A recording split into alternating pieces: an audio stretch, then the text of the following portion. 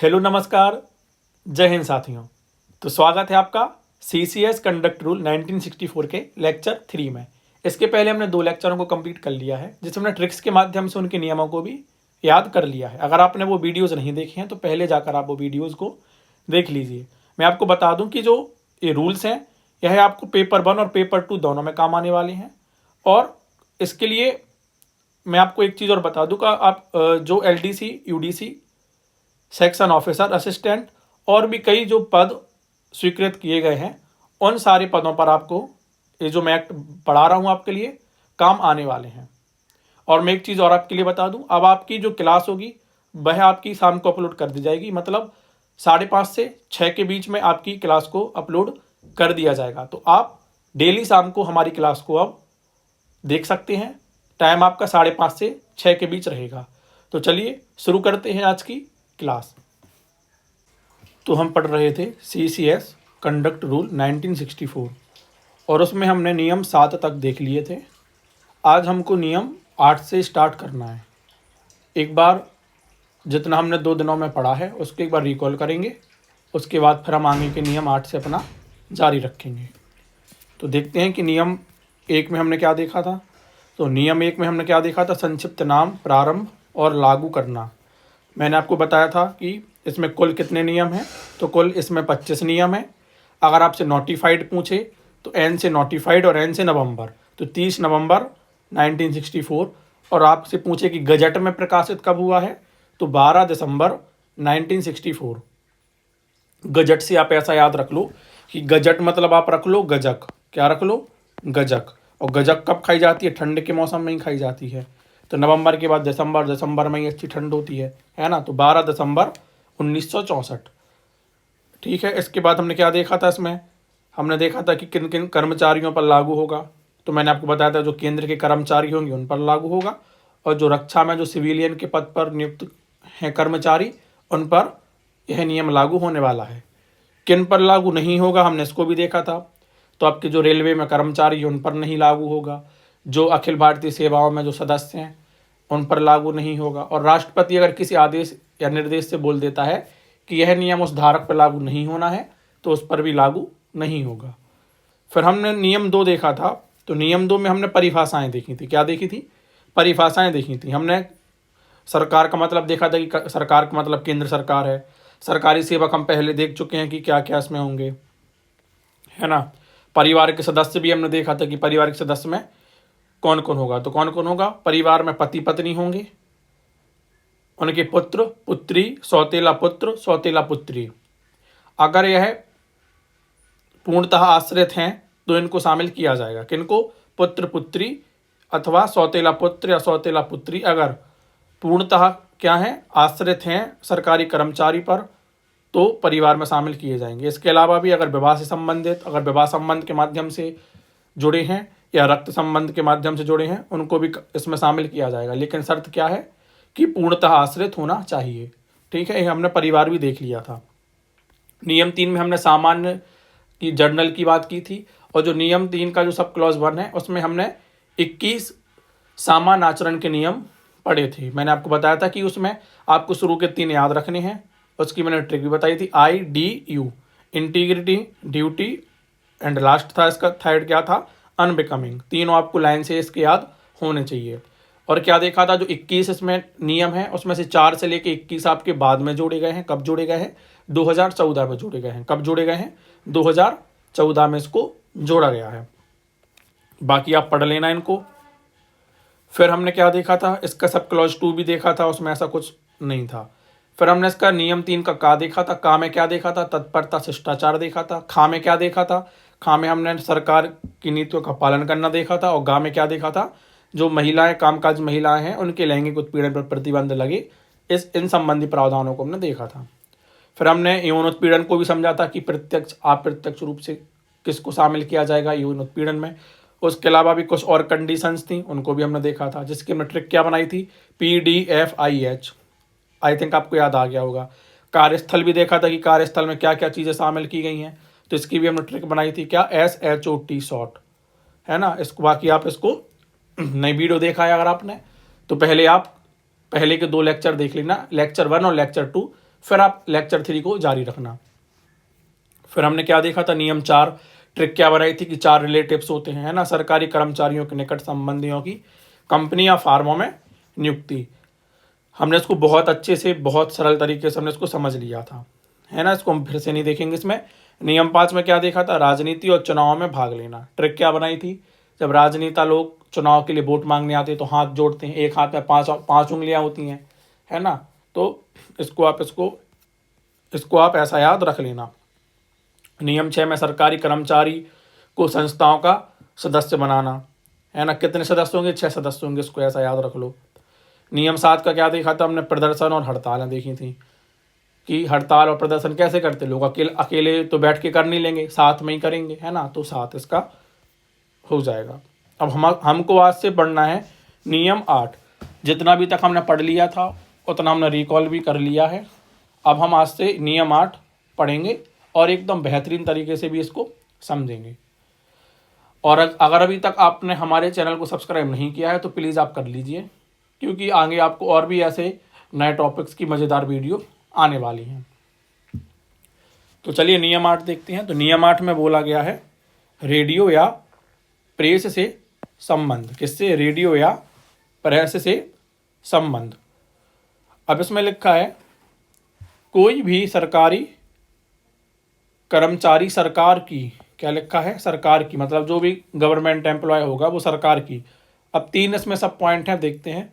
पहला है पूर्व अनुमति लिए बिना पूर्णतः या आंशिक रूप से किसी समाचार पत्र या अन्य पत्रिका, चाहे आपका इलेक्ट्रॉनिक मीडिया के माध्यम से, ठीक है, का मालिक नहीं हो सकता है या उसके संपादन या प्रबंध में भाग नहीं ले सकता है अथवा उसका संचालन नहीं कर सकता है। मतलब क्या बोला है कि अगर कोई सरकारी कर्मचारी है और उसको समाचार पत्र या अन्य पत्रिका का क्या करना है, उसको मालिक बनना है ना, या उसको संपादन करना है या प्रबंधन में भाग लेना है या कुछ और भी करना है, तो सरकार की उसको पूर्व अनुमति लेनी पड़ेगी। समझ आ गया है। चाहे वो पूर्णतः काम करे, मतलब ऐसा कि चाहे वो 100% उसमें काम करे, चाहे वो उसके आप 50% काम करे, लेकिन उसको सरकार की पूर्व अनुमति लेना पड़ेगा। तो आपको इसको याद रखना है। फिर दूसरा क्या है इसमें, दूसरा है इसमें यदि कोई सरकारी कर्मचारी अपने पदीय कर्तव्यों का निर्वहन करते हुए कोई पुस्तक प्रकाशित करता है या सार्वजनिक जन प्रचार में भाग लेता है तो उस पर नियम उपनियम 1 में दी गई कोई बात लागू नहीं होगी। मतलब क्या है, मतलब यह है कि अगर कोई सरकारी कर्मचारी है और वो चाहता है कि उसकी बुक पब्लिश हो, है ना, मतलब उसको लग रहा है कि जो हमने पुस्तक, हम एक पुस्तक लिखें और हम उसका क्या करें, प्रकाशन करें, तो वो कर सकता है। मतलब अपनी तरफ से वो पुस्तक को लॉन्च कर सकता है। इसमें यह बोल रहा, मतलब उस पर जो नियम 1 की जो बात है वो लागू नहीं होगी। अब इसमें एक कंडीशन है कि जो वो पुस्तक प्रकाशित करने वाला है, अब सुनिएगा आप, पुस्तक प्रकाशित करने अथवा जन प्रचार कार्यों में भाग लेने वाला सरकारी कर्मचारी हर बार यह स्पष्ट करेगा कि उसके द्वारा प्रस्तुत दृष्टिकोण उसका अपना है, सरकार का नहीं। मतलब उसने जो बुक को पब्लिश किया है तो उसमें उसको बार बार यह बोलना पड़ेगा या उसको मेंशन करना पड़ेगा कि जितने भी इसमें विचार हैं, जितने भी इसमें जो कुछ भी बातें हैं, वो मेरी स्वयं की हैं, इसमें सरकार से कोई लेना देना नहीं है। मतलब ऐसा नहीं होना चाहिए कि बुक आपने पब्लिश कर दी है, उसमें पूरी सरकार की नीतियों की तारीफ है, सरकार का उसमें कोई लेना देना नहीं होना चाहिए। सिंपल आपको उसको याद रखना है। समझ आ गया है। तो हमने क्या देखा है, नियम 8 में रेडियो या प्रेस से संबंधित हमने इसमें प्रावधान देख लिए हैं। चलिए नियम 9 देखते हैं क्या है। नियम 9 में है सरकार की आलोचना। क्या है, सरकार की आलोचना। कैसे याद रखो कि भैया सरकार की आलोचना करनी चाहिए गवर्नमेंट ऑफिसर्स को, तो भैया क्या बोलोगे आप, नहीं करना चाहिए। नहीं मतलब नो, नो मतलब 9। समझ आ गया है। तो नियम 9 में क्या है, सरकार की आलोचनाएं। अब देखो उसमें क्या लिखा है। कोई भी सरकारी कर्मचारी किसी रेडियो प्रसारण में या इलेक्ट्रॉनिक मीडिया के माध्यम से या अपने नाम से या गुमनाम, इसके बाद लिखा है छद्मनाम से या किसी व्यक्ति के नाम से प्रकाशित किसी लेख में या प्रेस से भेजे गए किसी पत्र में, किसी सार्वजनिक भाषण में किन्हीं ऐसे तथ्यों का कथन ना करे या अपनी राय के संबंध में ऐसा वक्तव्य ना दे जिससे, मतलब ये तो कंडीशन, मतलब उन्होंने बोल दिया कि क्या नहीं करना है आपको। क्या बोला है कि उन्होंने बोला है कि जो सरकारी कर्मचारी होगा ना तो वो रेडियो प्रसारण के माध्यम से, ना ही इलेक्ट्रॉनिक मीडिया के माध्यम से, ना ही ऐसा कि भैया गुमनाम हो कि तुम सरकार की आलोचना करने लग जाओ, तो ऐसा भी नहीं चलेगा। तुम पद्मनाम पद्मनाम नहीं है, छद्मनाम करके भी तुम नहीं कर सकते हो, है ना। ऐसा भी नहीं कर सकते कि भैया तुमने किसी और के नाम से तुमने लेख प्रकाशित कर दिया, तो ऐसा भी नहीं करना है आपको। प्रेस से भेजे गए किसी पत्र के माध्यम में भी आपको आलोचना नहीं करना है। आपको सार्वजनिक भाषण में कि ऐसे कथनों का या तथ्यों का प्रयोग नहीं करना है जिससे सरकार की क्या हो, आलोचनाएं हों। अब इसमें बोला है, पहला इसमें एक सब क्लॉज है कि केंद्र सरकार या किसी राज्य की किसी वर्तमान या हाल की नीति या कार्यवाही की आलोचना हो बाशर्ते, मतलब उसमें क्या बोला है कि केंद्र सरकार या राज्य सरकार की या तो वर्तमान की या हाल की या कार्रवाई की आलोचना हो, लेकिन उसकी भी शर्तें हैं। पहला क्या है इसमें शर्तों में क्या लिखा है, नियम 1 के उपनियम 3 के दूसरे परुंतक में निर्दिष्ट सरकारी कर्मचारी की किसी श्रेणी का कोई कर्मचारी यदि सरकारी कर्मचारी की सेवा की शर्तें सुरक्षित करने या उसमें सुधार लाने के लिए सरकारी कर्मचारियों के श्रमिक संघ मतलब ट्रेड यूनियन के पदाधिकारी के रूप में विचार सदस्यता से व्यक्त करते हैं, तो इस खंड में दी गई कोई भी बात लागू नहीं होगी। मतलब क्या है, देखो आप देखो सरकार की अगर आप चाहो कि हम भैया नॉर्मल सरकार की आलोचनाएं कर लें तो आप नहीं कर सकते हो, चाहे केंद्र सरकार हो चाहे राज्य सरकार हो। लेकिन एक कंडीशन है जिसमें सरकारी कर्मचारी केंद्र और राज्य सरकार की आलोचनाएं कर सकता है। कब कर सकता है, जब सरकारी कर्मचारी को लगे कि भैया उसकी जो सेवा शर्तें हैं उनको हमें सुरक्षित करना है, मतलब उसकी कोई सेवा शर्तों से संबंधित कोई प्रावधान पर अगर कोई सरकार कुछ नियम या कानून ला रही है, चाहे वो पॉजिटिव हो चाहे वो नेगेटिव हो, तो उसमें आलोचना कर सकता है। या उसमें कुछ सुधार लाना हो जो सरकार नियम या कानून लाई है, तो वो क्या करेगा, जो श्रमिक संघ होता है उसके पदाधिकारी के रूप में विचार सदस्यता में व्यक्त करेगा। ऐसा नहीं करेगा कि भैया अकेले करने लग जाए, नहीं, आपको श्रमिक संघ के पदाधिकारी के रूप में विचार सदस्यता से क्या करना पड़ेगा, व्यक्त करना पड़ेगा। तो आप इस तरीके से आप सरकार की आलोचनाओं को कर सकते हो। बाकी अगर आप सोचो कि आप कुछ भी आपका मन आया आप सरकार की आलोचना करने लग जाओ, तो ऐसा आप नहीं कर सकते हो, है ना। ये नियम के खिलाफ है। कौन सा नियम अब हम पढ़ रहे हैं, और CCS कंडक्ट रूल 1964, ठीक है। अब इसका जो सेकंड सब क्लॉज है, जो केंद्र सरकार या राज्य सरकार के बीच संबंध खराब करने वाला हो, मतलब क्या है, आप ऐसी किसी भी आलोचनाएं नहीं करोगे जिसके माध्यम से जो केंद्र सरकार है और राज्य सरकार है उनके बीच क्या हो, संबंध खराब हो, या जो केंद्र सरकार और किसी विदेश सरकार के बीच संबंध खराब करने वाला हो। मतलब पहला तो इसमें क्या है कि सेंट्रल और स्टेट गवर्नमेंट के बीच में कोई संबंध खराब नहीं होने चाहिए। दूसरा इसमें क्या बोला है कि केंद्र सरकार और विदेशी सरकार के बीच भी क्या नहीं होना चाहिए, संबंध खराब करने वाले नहीं होने चाहिए। आपको आलोचना करना है तो आप बेशक कर लो, लेकिन आप ऐसी कोई भी आलोचना नहीं करोगे जिसके माध्यम से सरकारों के बीच संबंध खराब हो जाए, ठीक है। किंतु इस नियम में बताई गई कोई भी बात उन कथनों या व्यक्त किए गए विचारों पर लागू नहीं होगी जो उसने अपने पदीय हैसियत या की गई ड्यूटी निर्वहन में किए हों। तो समझ आ गया है। चलिए, तो हमने क्या देखा है हमने नियम 9 में देखा है सरकार की आलोचना है। नियम 9 मतलब नो, आप सरकार की आलोचना करोगे क्या अगर ऑफिसर होगे? तो नहीं भैया, हम नहीं करेंगे, है ना। तो हमने आपको उसको ऐसे याद करा दिया है। अब हम देखते हैं नियम 10 क्या है। तो नियम 10 है समिति या किसी अन्य प्राधिकारी के समक्ष साक्ष्य। मतलब क्या है, अंदर देखते हैं। बाकी जो आपको जो उनकी हेडिंग है, जो उनकी मेन लाइन है, आपको एकदम कंठस्थ याद होनी चाहिए, क्योंकि एग्जाम में पूछ लेता है वो कि नियम 10 का संबंध किससे है, नियम 4 का संबंध किससे है ना। तो आपको जितने 25 के 25 नियम हैं आपको सारे बिल्कुल एकदम रटे होने चाहिए, है ना। और इनकी हम MCQ सीरीज भी लेके आएंगे। जैसे ही आपका टॉपिक मतलब जो CCS कंडक्ट रूल है, जैसे ही आपका ये एंड हो जाएगा, उसी दिन से आपकी इसकी MCQ सीरीज चलेगी। और कम से कम आपको CCS के कम से कम 400 से 500 आपके लिए MCQs और PYQ कराए जाएंगे। मतलब जिससे आपकी प्रैक्टिस बहुत बढ़िया हो जाए। मतलब आपको लगे कि हाँ, हमने अब जो CCS कंडक्ट रूल है हमने उस पर अपनी अच्छी पकड़ बना ली है। फिर जैसे ही हमारा ये होगा तो हम इसका जो डिस्क्रिप्टिव वाला पोर्शन है हम उसको भी करेंगे, है ना। तो पहले अभी हम जानेंगे कि क्या कहलाता है, फिर धीरे धीरे हम एक एक स्टेप करके सारा कुछ इसमें कंप्लीट कर लेंगे। चलिए देखते हैं अब क्या बोलता है नियम 10।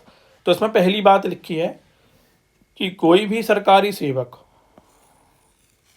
सरकार की पूर्व स्वीकृति के बिना किसी व्यक्ति, समिति या प्राधिकारी द्वारा की गई किसी जांच के संबंध में साक्ष्य नहीं देगा।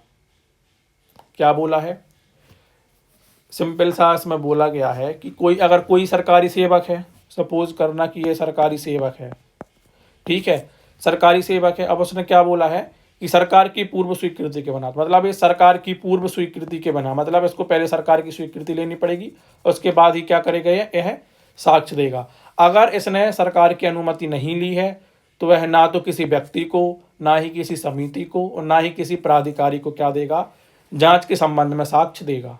समझ आ गया है सिंपल सा क्या बोल रहा है वो। चलिए दूसरा देखें। किसी भी जांच में केंद्रीय सरकार या राज्य सरकार की किसी नीति या कार्यवाही की आलोचना नहीं करेगा। मतलब ऐसा नहीं करेगा कि जांच चल रही है तो भैया आप बीच में बोलने लग जाओ कि सरकार की आप आलोचनाएं करने लग जाओ, तो ऐसा नहीं होगा, है ना। आलोचनाएं नहीं करोगे आप। और तीसरा इसमें बोल रहा है सरकार, संसद या किसी राज्य के विधानमंडल द्वारा नियुक्त किसी प्राधिकारी के समक्ष या किसी न्यायिक जांच या विभागीय जांच के समक्ष उपस्थित होने या साक्ष्य देने के लिए अनुमति की आवश्यकता नहीं है। बहुत महत्वपूर्ण चीज़ है, आपको रट लेना बिल्कुल। किस किस के सामने आपको गवर्नमेंट की पूर्व अनुमति लेने की ज़रूरत नहीं है साक्ष्य देने के लिए। तो किस किस के सामने नहीं है, चाहे वो आपका सरकार का हो या संसद का हो या विधानमंडल का क्या हो, प्राधिकारी नियुक्त किया गया हो। मतलब ये तीनों जो बॉडीज़ हैं, अगर इनने किसी प्राधिकारी को नियुक्त किया है तो उसके सामने आप साक्ष्य दे सकते हो। दूसरा, अगर कोई न्यायिक जांच चल रही हो तो आप उसमें साक्ष्य दे सकते हो। अगर कोई विभागीय जांच है तो आप उसमें भी क्या दे सकते हो भैया, साक्ष्य दे सकते हो। समझ आ गया है कि कहाँ आप साक्ष्य दे सकते हो, कहाँ पर आप साक्ष्य नहीं दे सकते हो। तो हमने नियम 10 में क्या देखा है भैया, समिति या किसी अन्य प्राधिकारी के समक्ष साक्ष्य, क्या देखा है, साक्ष्य। समझ आ गया है। नियम 11 देखें अब। तो चलो अब देखते हैं नियम 11 क्या है। तो नियम 11 में है आधिकारिक सूचना का संचार। क्या, आधिकारिक सूचना का संचार। अब इसमें हम देखेंगे क्या प्रावधान है। तो पहला इसमें प्रावधान है, कोई भी सरकारी कर्मचारी किसी भी आधिकारिक दस्तावेज या वर्गीकृत जानकारी को किसी अन्य व्यक्ति को नहीं देगा। मतलब क्या है कि जो भी सरकारी कर्मचारी है तो वो ऐसा नहीं करेगा कि भैया कोई आधिकारिक जो ऑफिशियल डॉक्यूमेंट हैं या कोई भी क्लासिफाइड जो इन्फॉर्मेशन है उनको आप किसी भी अन्य व्यक्ति को दे दो। तो नहीं भैया, आपको नहीं करना है इस चीज़ को। विशेष रूप से आपको याद रखना है। दूसरा इसमें बोला गया है, प्रत्येक सरकारी कर्मचारी अपने कर्तव्यों का सद्भावपूर्वक पालन करते हुए सूचना का अधिकार अधिनियम 2005 मतलब आरटीआई एक्ट 2005 उसके तहत बनाए गए नियमों के अनुसार किसी व्यक्तियों को सूचना संप्रेषित करेगा। अब इसमें क्या बोल रहा है, पहले तो उसने क्या बोला है कि आप किसी भी अन्य व्यक्ति को अपने जो ऑफिशियल डॉक्यूमेंट हैं या जो वर्गीकृत जानकारी आप नहीं दोगे। लेकिन दूसरे जो इसके सब क्लॉजेस में बोला गया है कि अगर कोई व्यक्ति आरटीआई दायर करता है तो उसके माध्यम से आपको सूचना देना होगा। लेकिन कैसा देना होगा, आपको अपने कर्तव्यों को सद्भावपूर्वक, मतलब ऐसा नहीं करो कि आपसे उसने मांगा तो आपने जो उसने मांगा आपने उसको दे दिया, ऐसा नहीं करोगे आप सद्भावनापूर्वक उसको क्या दोगे, जानकारी उपलब्ध आप कराओगे। समझ आ गया है। तीसरा है, कोई भी सरकारी कर्मचारी कोई भी दस्तावेज या सूचना जो उसे सरकारी ड्यूटी पर काम करने के दौरान मिली हो, प्रत्यक्ष रूप से अन्य व्यक्तियों या समाचार पत्रों तक नहीं पहुंचा सकता। मतलब क्या है, सिंपल सा, इसको आप ऐसा याद रखो, जैसे कोई भी सरकारी कर्मचारी है ना, अब उसको ड्यूटी के दौरान कोई ऐसी सूचना मिल गई कि भैया वो किसी को बताना नहीं है। अब सूचना में कुछ भी हो सकता है। सपोज आप ऐसा करो कि उसको सूचना मिली है कि जो हमारी यूनिवर्सिटी है ना, तो उसका जो कोई डिपार्टमेंट है, आप इसको ऐसा लगा लो, तो डिपार्टमेंट छोड़ो, कोई एग्ज़ाम का लगा लो कि एग्ज़ाम आपके सपोज करो इतनी तारीख से आपका एग्ज़ाम होना है। लेकिन वो अभी ऐसा नहीं करेगा कि किसी भी स्टूडेंट को बता दे, किसी भी समाचार, भैया यूटीडी का एग्ज़ाम इतने तारीख से होंगे, या यूटीडी का अगर कोई विज्ञप्ति आती है इन वैकेंसी के संबंध में, तो वो ऐसा नहीं करेगा कि भैया वो खुद ही बता दे। ऐसा नहीं करना है उसको कि वो पर्सनल जाके सबको बता दे या अपने घनिष्ठ व्यक्तियों को बता दे। तो उसको इस चीज़ को क्या रखना है, गुप्त रखना है जब तक वो ड्यूटी पर है और उसका सरकारी ड्यूटी पर काम करने के दौरान ही उसको क्या मिली हो, सूचना मिली हो। समझ आ गया है। और लास्ट इसमें है, सरकारी कर्मचारी द्वारा ऐसे दस्तावेज या सूचना को अपने पास रखना न केवल आपत्तिजनक है बल्कि ऑफिशियल सीक्रेट एक्ट 1923 की धारा 5 के अनुसार यह एक अपराध है। तो मतलब क्या करना है कि अगर आप ऐसे दस्तावेज और सूचना को अपने पास रखते हो तो क्या होगा भैया, आपत्तिजनक होगा। जो ऑफिशियल सीक्रेट एक्ट है 1923 वाला, उसके धारा 5 के तहत आप पर क्या होगी भैया, कार्रवाई की जाएगी। तो हमने क्या देखा है, नियम 11 में आदि ऑफिशियल जो आपका इन्फॉर्मेशन है उसके बारे में हमने देखा है, मतलब कम्युनिकेशन ऑफ ऑफिशियल इन्फॉर्मेशन। तो आई थिंक आपको समझ आ गया है कि नियम 11 क्या बोलता है। चलिए तो नियम 12 देखें। अगर आपको हमारी वीडियोज़ अच्छी लग रही तो प्लीज़ आप कमेंट बॉक्स में कमेंट करके ज़रूर बताएं कि आपको वीडियोज़ कैसी लग रही है। अगर कोई आप सुझाव देना चाहते हैं तो आप उसको भी कमेंट बॉक्स में बता सकते हैं। फिर नियम 12 में है चंदा। क्या है, चंदा। तो इसमें बोला गया है कि कोई भी सरकारी कर्मचारी बिना अनुमति के ना तो चंदा लेगा और ना ही स्वीकार करेगा। मतलब आपको पहले अनुमति लेनी होगी, तभी जाके आप किसी को या तो चंदा दोगे या चंदा लोगे। समझ आ गया है। फिर इसमें दूसरी एक बात लिखी है, किसी भी प्रकार के धन या अन्य संग्रह को नगद या वस्तु के रूप में जुटाने के साथ खुद को संबद्ध नहीं करेगा। मतलब आपको ऐसा नहीं करना है कि भैया आप चंदा के नाम पर आप धन ले लो, नगद ले लो या कोई वस्तु के जुटाने में आप लग जाओ। तो आपको ना तो चंदा लेना है गवर्नमेंट की अनुमति के बिना, ना ही देना है, और ना ही आपको किसी भी प्रकार के धन हो या नगद हो या वस्तु के रूप में आपको कुछ भी सामान को जुटाना नहीं है। आप उससे संबंध नहीं होने चाहिए। समझ आ गया है। लेकिन आपको छूट भी मिलती है चंदा लेने के लिए। अब वो छूट देखो, 3 प्रकार की छूट है और आपको तीनों प्रकार की छूटों को रट लेना है। वो आपको पता कैसा प्रश्न बना देगा, वो बोल देगा कि नियम 12 के तहत चंदा में निम्न में से किसकी छूट नहीं है। 3 आपको सेम ए दे देगा, एक कोई आपको भिन्न ऑप्शन दे देगा, है ना। तो आपको तीनों के तीनों याद होने चाहिए। पहला क्या है, राष्ट्रीय रक्षा कोष हेतु चंदा। किसके लिए, राष्ट्रीय रक्षा कोष हेतु चंदा, मतलब आप राष्ट्रीय रक्षा कोष हेतु आप चंदा ले सकते हो या दे सकते हो। समझ आ गया है। दूसरा है झंडा दिवस पर चंदा इकट्ठा करना। फ्लैग डे है, उस टाइम आप चंदा या तो दे सकते हो या आप चंदा ले सकते हो। और लास्ट है धर्मार्थ या किसी परोपकारी निधि की, अगर आप चाहते हो कि कोई धर्म के लिए आपको देना है या कोई परोपकार कोई काम कर रहा है या कोई निधि है ना, तो आपस में भी आप अपना चंदा दे सकते हो या चंदा को क्या कर सकते हो, ग्रहण कर सकते हो। समझ आ गया है। मतलब तीनों पॉइंट क्लियर है। देखो इसको ऐसे याद करना है, आपको रक्षा करना है। क्या करना है, आपको रक्षा करना है दो चीज़ों की। एक तो आपको झंडा, अपना जो झंडा है उसकी रक्षा करना है, और दूसरा आपको किसकी रक्षा करना है, आपको अपने धर्म की रक्षा करना है। तो तीन हो गए आपके, रक्षा हो गया, रक्षा मतलब रक्षा कोष, दूसरा आपका झंडा दिवस, और तीसरा आपका धर्माद या परोपकारी निधि। तो तीन बातों में आपको छूट मिलती है कि आप चंदा ग्रहण कर सकते हो। समझ आ गया है। चलो तो नियम 13 देखें क्या है।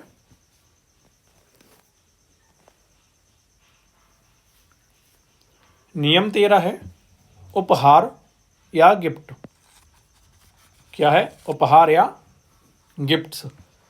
अब इसमें पहला प्रावधान है, जब तक इन नियमों में अन्यथा ना दिया जाए तब तक कोई भी सरकारी कर्मचारी कोई भी उपहार ना तो स्वयं स्वीकार करेगा, ना ही अपने परिवार के किसी सदस्य को या उसकी ओर से कार्य करने वाले किसी अन्य व्यक्ति को कोई उपहार स्वीकार करने की अनुमति नहीं देगा। मतलब क्या बोला है इसमें, बोला है कि सिंपल आपको पहली चीज़ याद रखना है, अगर कोई गवर्नमेंट ऑफिसर है तो पहली चीज़ तो ना तो वो खुद लेगा, ना ही वो परिवार के माध्यम से किसी गिफ्ट को लेगा, और ना ही कोई अन्य व्यक्ति से बोल दे कि भैया आप ले लो, तो उसके माध्यम से भी वो गिफ्ट नहीं ले सकता है। समझ आ गया है। अब इसमें दूसरी बात बोली जा रही है, सरकारी कर्मचारी धार्मिक या सामाजिक उत्सवों पर निकट संबंधियों से उपहार ले सकता है। सरकारी कर्मचारी के मामले में पद धारण के अनुरूप सीमा निर्धारित की गई है। मतलब क्या है, देखो कोई अब जो सरकारी कर्मचारी है भैया वो भी इंसान है ना, तो उसके घर में भी धार्मिक और सामाजिक उत्सव तो होते होंगे, शादी विवाह तो होती होगी, है ना, तो उसको गिफ्ट मिलेंगे कि नहीं मिलेंगे। ऐसा तो है नहीं कि भैया वो सरकारी कर्मचारी तो ना उसको भैया गिफ्ट दो ना वो कोई उत्सव मनाएगा, तो ऐसा तो चलेगा नहीं। उसकी भी शादी होगी, कुछ धार्मिक कार्य भी होंगे, कुछ सामाजिक भी कार्य होंगे, तो गिफ्ट मिलेंगी कि नहीं मिलेंगी। तो उसमें भी लेकिन अब गवर्नमेंट ने एक चीज़ कर दी है कि उन्होंने एक सीमा को निर्धारित कर दिया है कि भैया अगर आप इस सीमा के अंदर अगर आप उपहार ले रहे हो तो कोई दिक्कत नहीं है। अब वो हम सीमाएं देखने वाले हैं कि सीमाएं कौन कौन सी हैं, और सीमाओं को भी अलग अलग बांटा गया है। ग्रुप ए के कर्मचारियों के लिए अलग सीमा है, ग्रुप बी के कर्मचारियों के लिए अलग सीमा है, और ग्रुप सी के कर्मचारियों के लिए भी अलग सीमा है। तो पहली सीमा इसमें है 25,000 रुपये किसके लिए है, ग्रुप ए के कर्मचारी के लिए है। 15,000 रुपये किसके लिए है, ग्रुप बी के कर्मचारियों के लिए है। और 7,500 रुपये किसके लिए है, ग्रुप सी के कर्मचारियों के लिए है। तो सीमाएं आपको याद हो गई। ग्रुप ए के लिए कितना है, 25,000 है, ग्रुप बी के लिए कितना है, 15,000 है, और ग्रुप सी के लिए कितना है, 7,500। क्या है, 7,500 रुपये की सीमा है। समझ आ गया है। अब इसमें लिखा है, यदि उपहार की कीमत निर्धारित सीमा से अधिक है तो वह इसकी सूचना किसको देगा, सरकार को देगा। मतलब अगर उसको 25,000 रुपये से ज़्यादा का ग्रुप ए के लिए, ग्रुप बी के लिए 15,000 से ज़्यादा का, और ग्रुप सी के लिए 7,500 से ज़्यादा का अगर उपहार मिलता है तो इसकी सूचना उसको किसको देनी होगी, सरकार को देनी होगी। समझ आ गया इतना। चलो अब इसमें तीसरा सब क्लॉज में क्या है, किसी भी अन्य मामले में सरकारी कर्मचारी सरकार के अनुमोदन के बिना किसी उपहार को स्वीकार नहीं करेगा यदि उसका मूल्य निम्न से अधिक है।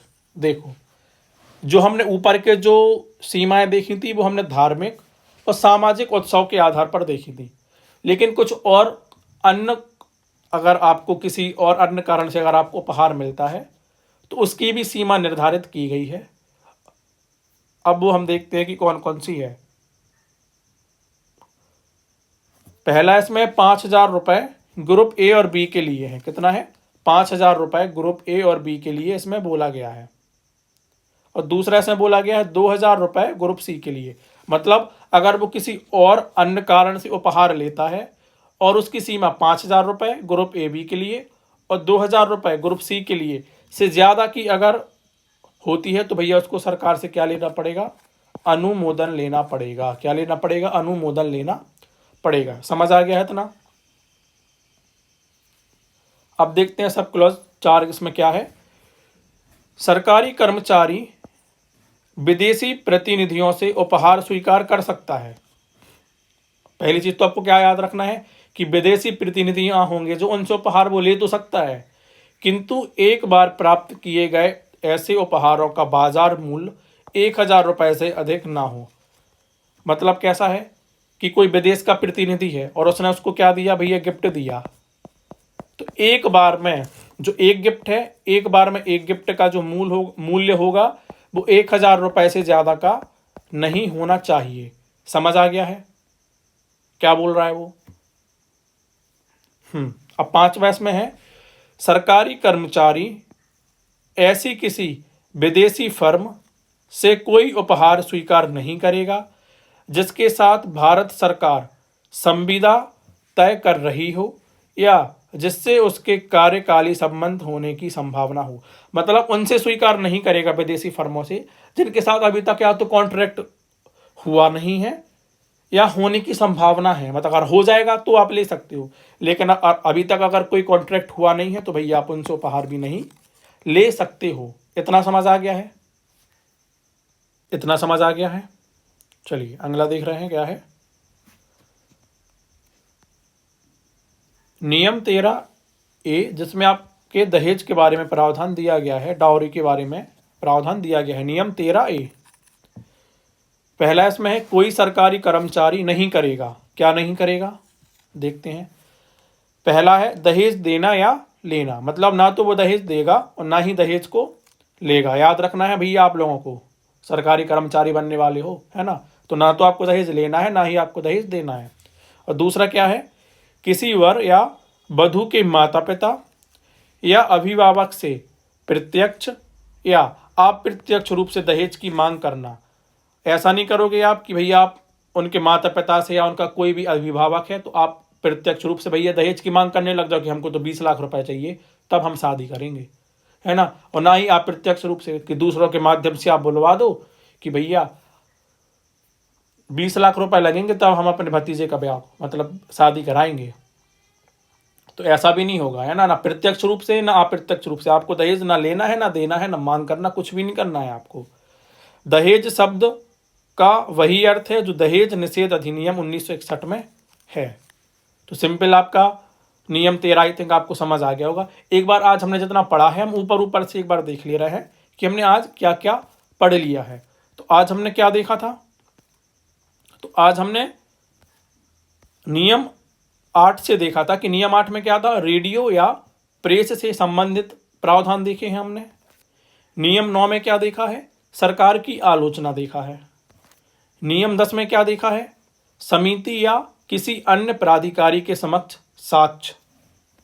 नियम 11 में क्या है, आधिकारिक सूचना का संचार। नियम 12 में चंदा। और नियम 13 में क्या था, गिफ्ट था। और नियम 13 के 13A में क्या था, दहेज था। तो हमने नियम 13 तक बहुत बढ़िया तरीके से समझ लिया है। अब हम नियम 14 से कल करेंगे क्योंकि फिर क्लास बहुत लंबी हो जाएगी। और मैं आपको एक चीज़ और बता दूं, अगर अभी तक आपने चैनल को सब्सक्राइब नहीं किया तो प्लीज़ आप कर लीजिए, क्योंकि आपका एक सब्सक्राइब हमें यह बताता है कि हमको आपके लिए किस तरीके से वीडियोज़ को लाना है और क्या करना है ना? और आपका व्यूज़ भी हमारे लिए बहुत महत्वपूर्ण है। तो प्लीज़ आप इसको शेयर कीजिए ताकि हमको लगे कि बच्चे वीडियोज़ देख रहे हैं, तो हमको भी एक वीडियो बनाने में एक उत्साह मिलता है ना? तो प्लीज़ आप जिन्होंने भी अभी तक लाइक नहीं किया वीडियो को तो लाइक कीजिए और इसको ज़्यादा से ज़्यादा अपने ग्रुप्स में, अपने फ्रेंड्स को, अपने रिलेटिव्स को आप इसको शेयर कर दीजिए। और अगर आपको स्टडी मटेरियल चाहिए यूटीडी से रिलेटेड कुछ भी, तो आपको इसी वीडियो के कमेंट बॉक्स में हमारे टेलीग्राम चैनल की लिंक मिल जाएगी, जिस पर आप क्लिक करके ऐड हो जाओगे तो आपको वहाँ पर मटेरियल मिल जाएगा। तो चलिए मिलते हैं इसके लेक्चर 4 में। जब तक के लिए जय हिंद, धन्यवाद।